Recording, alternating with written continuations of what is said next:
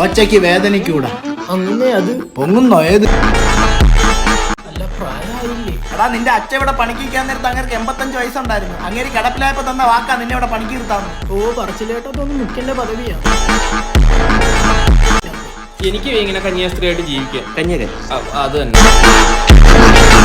നീ അച്ഛൻ്റെ അടുത്ത് പറഞ്ഞ എനിക്ക് പെണ്ണോട്ടണോ? അങ്ങനെ ഒരു അറ്റൻഷൻ തരണ്ടേ? ഒരു പാട്ടും പാടി ഇങ്ങനെ തന്നോക്കെ. എൻ്റെ അപ്പക്കൊരു മരുമോൾ വേണം, എൻ്റെ ഉമ്മക്കൊരു മോള് വേണം, എനിക്കൊരു വൈഫിനെ വേണം, തരുമോ ആരേലും. എന്താ അർത്ഥവത്തായ വരികളല്ലേ? ഇപ്പൊ പറഞ്ഞത് ഇനി പറയല്ലേ, ഇനി മേലെ പറയല്ലേ. നിന്റെ ചോര കൊണ്ട് ഞാൻ ഇവിടെ നടനമാടുവേ. കാര്യമ്മ രാമേ അല്ല കാര്യസ്ഥ ആ ചെത്തിയെടുത്ത് തന്നെ ഒന്നുകൂടെ ചെത്തും. എന്തിനാ മോനെ കിണർ കൂട്ടാൻ? അച്ഛാ വീട്ടിലേക്ക് സാധനം വല്ലതും വേണം.